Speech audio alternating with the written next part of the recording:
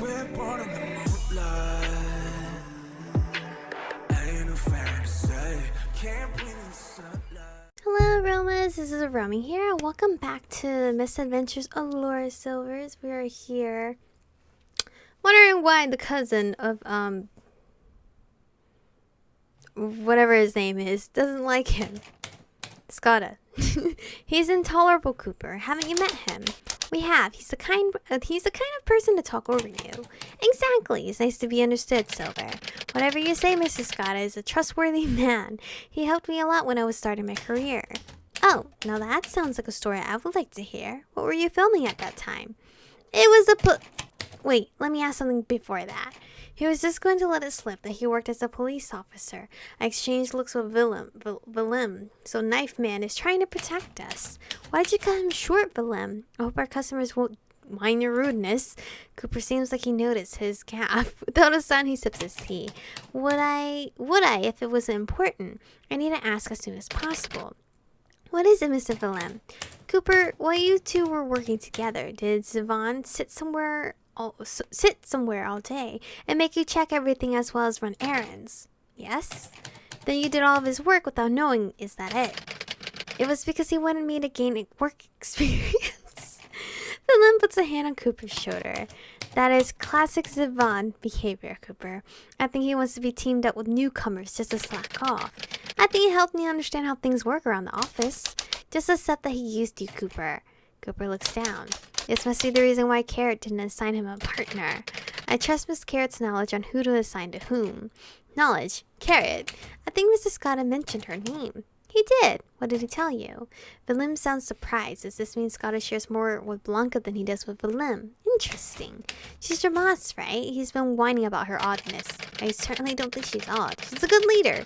But some guys in the office think she treats Silver better because... never mind. They're just jealous of her position. What do you think about Miss Carrot, Miss Silver? I remember the letter she sent me. She's treating both of us with kindness. People usually tell me that I'm her favorite, though I don't know if it's true. It seems like she cares about everyone just the same. I agree that this rumor started because of our jealous coworkers. Then I believe it's only another of Scotta's prejudiced judgments. Looks like he's full of those. Talking behind Carrot's back is very rude. I'd understand him telling Willem if he's a trustworthy family member, but telling a hotel maid is a different thing. I should warn Scotta. He shouldn't be running around spreading information, even though Miss Rubelova, I'm gonna assume that V is silent. Seems nice. Are you close with Mr. Scotta? Not particularly. I see. Head of a detective bureau. Shouldn't be a subject for greeting. What is Scotta doing? I take out my notebook. Mr. Willem, Miss Blanca, I have some questions for you. For your documentary. Depending on your answers, I might include some. I start flipping the pages. What? I drop the notebook on the floor. The Vodnik information sheet is out in the open, along with my duty list. Oh, Silver, what is this? Pretty sure he knows what this sheet is, if he's Scotta's bosom friend. I turn my eyes back to the floor. The exclusive information is all out in the open. What the fuck is wrong with me? How could you do this, Silver? Pick it up before they see anything, Silver. What kind of documentary director would have such detailed a sheet about the Vodnik? Pick it up. Willem, it's for the stare. Miss Blanca reaches for the notebook. If she reads the information, she will know something is up with us. Should I pull out the gun? What is wrong with me and the gun? Silver, is everything okay?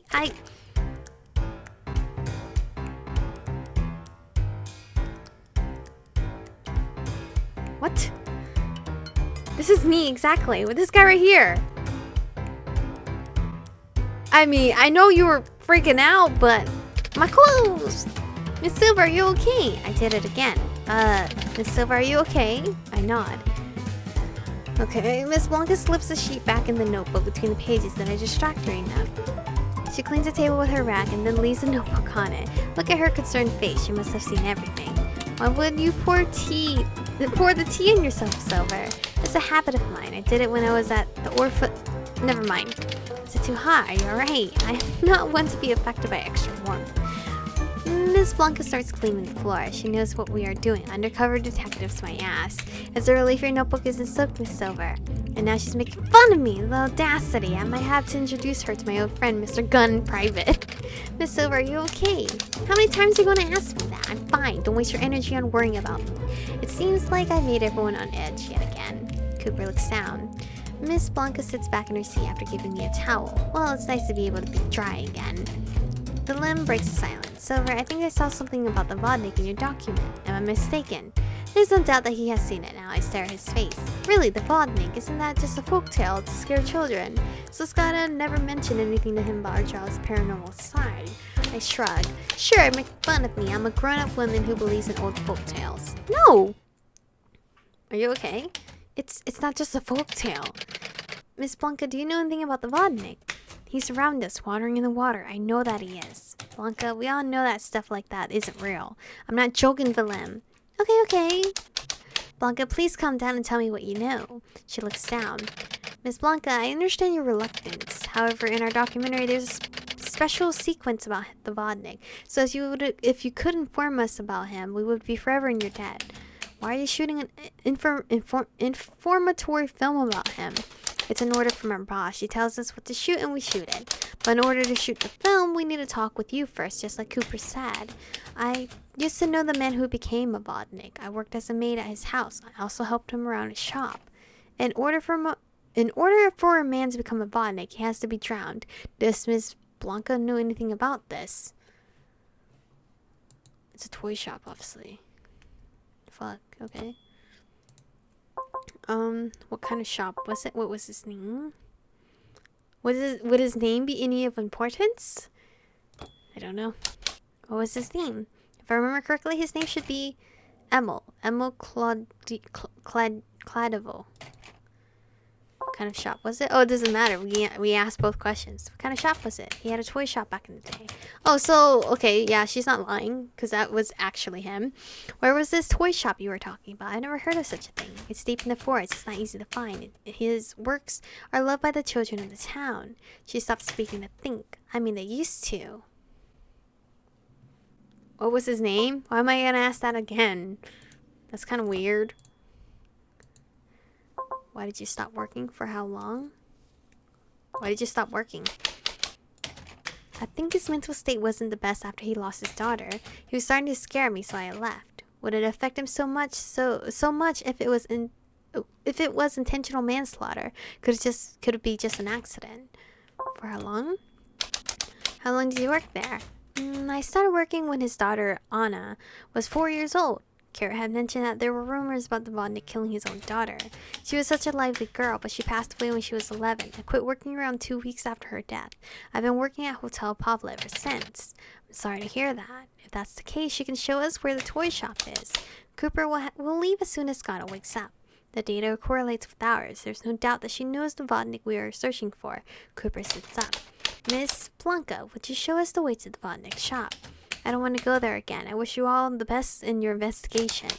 Can you even show it on the map? I don't think I can read a map. It'd be best if I get on with my work now. Alright, Blanca stands up. After giving us a nod, she starts walking toward the stairs. Looks like I'll need to use brute force if I want to get information from her. I turn to Belen. What has Scott to tell you about the Bureau? I hardly know anything. Why are you two searching for the Vodnik anyway? I stay silent. I can't believe Ivan never told me about the Vodnik part of your job. It's odd. Mr. Willem, I'm sure he didn't want you to get scared. Psh, don't make me laugh. Don't be so sure. Willem rolls his eyes. I wish you good luck waking him up. We'll need that. He waves us goodbye, going back to the kitchen once more. Cooper sighs. I'm concerned, Miss Silver. About what, Cooper? Well, I'm concerned about a few things, actually. First, the fact that you've just poured a whole cup of tea over your head. That's my coping mechanism. I see. Is it because you dropped the notebook in front of everybody? I guess I did. Really? Is that my instant reaction to spill stuff on me? Why didn't you pick it up? It was within your reach. I would if I could. If something like this happens again, what would you like me to do? Is he trying to help me? Nothing. I'll be fine. He nods. Besides, even if they find out that we're detectives, we'll be alright. Detectives do all sorts of odd jobs anyway. Sure, Cooper. Also, Miss Silver? Cooper checks his watch. It's 9:30 a.m. now. Scott seemed eager to meet us. Why hasn't he come down yet? He did say he would come to the dining hall at 9, but I wonder if he's still sleeping. What should we do, Miss Silver? My work can't wait for his beauty sleep. Let's wake him up then. Cooper knocks on the door. Mr. Scotta, are you awake? No response. I thought he wasn't a heavy sleeper. This is odd. I exchanged looks with Cooper. Maybe he's smoking on the balcony. Does he smoke? I didn't know. I'm pretty sure he's smoking some softy cigarettes with menthol. I knocked on the door a few times. Is he ignoring us? Maybe. I took a few steps back. Mr. Scotta, would you please open the door? Is there anything wrong? 1, 2, 3. I kicked the door. Miss Silver, what are you doing? I shrug. Miss Silver? Yes? Is it possible that the Vodnik attacked him? Cooper, let's say you are in your home. You heard the clip-clops of horses outside, or horseshoes outside. Okay. Well, what'd you think? I would think that there's a horse outside. You wouldn't think that there's a giraffe wandering around, right? I don't think so. But you'd agree that it's possible for a giraffe to be wandering around, only a lot less likely. Yes, what do you mean by this, Miss Silver? Scotta getting attacked by Vodnik is possible, but not probable. We closed valves. Though, Miss Silver, the fact that he's not opening the door is making me nervous. Ugh. Maybe we should leave without him. We shouldn't.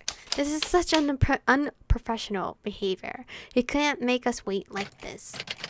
Miss Silver, wait here. I'll go get the spare room key from Mr. Chalupnik. But I thought Mr. Chalupnik left the hotel. He runs to the stairs. I knock on Scotta's door again, this time harder. This really is weird. This man woke up to our noises on the ground floor in the middle of the night. Scotta, answer me! Is he taking a shower?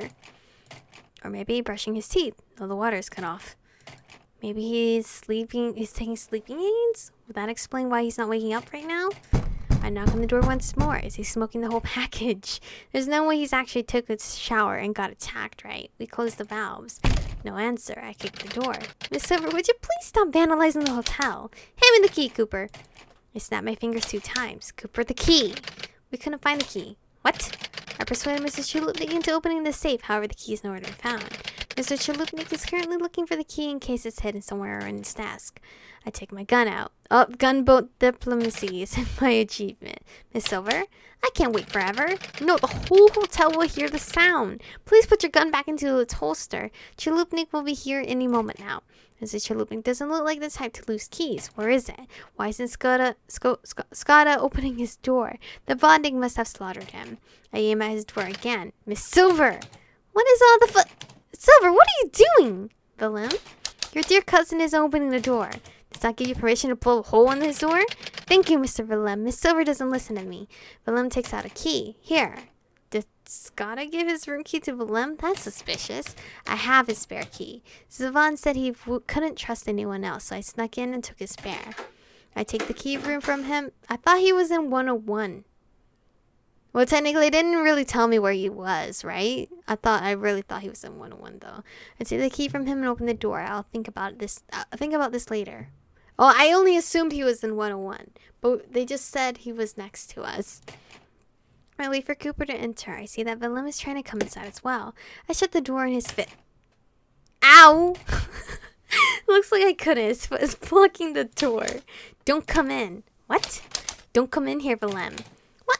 Why? Where is he? It could be dangerous. You're unarmed and inexperienced. If it is dangerous, why are you wasting your time like this? He's right.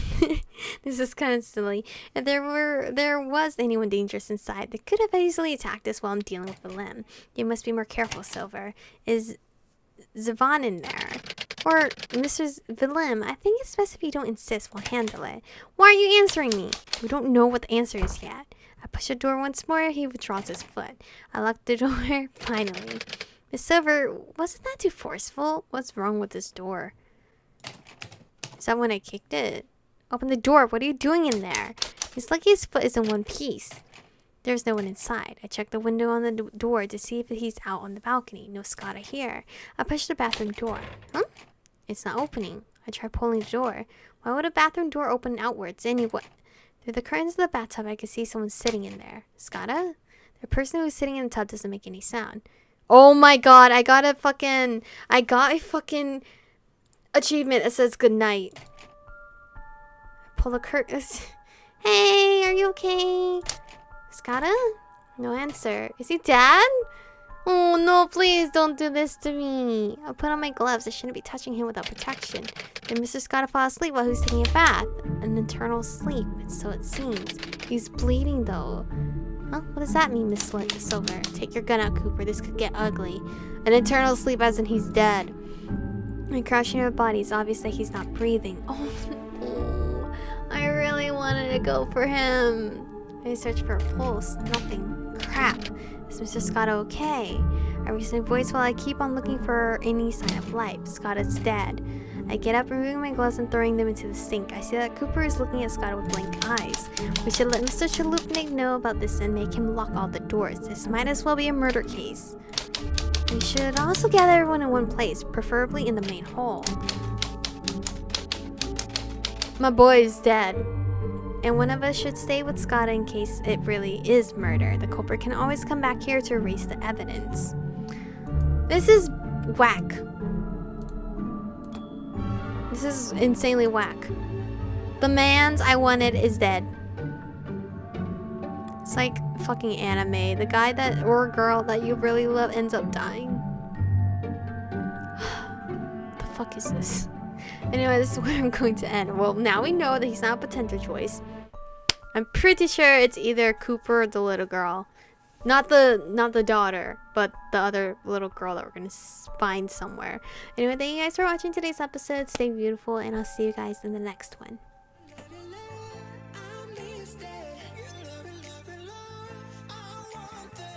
Touch it, touch it.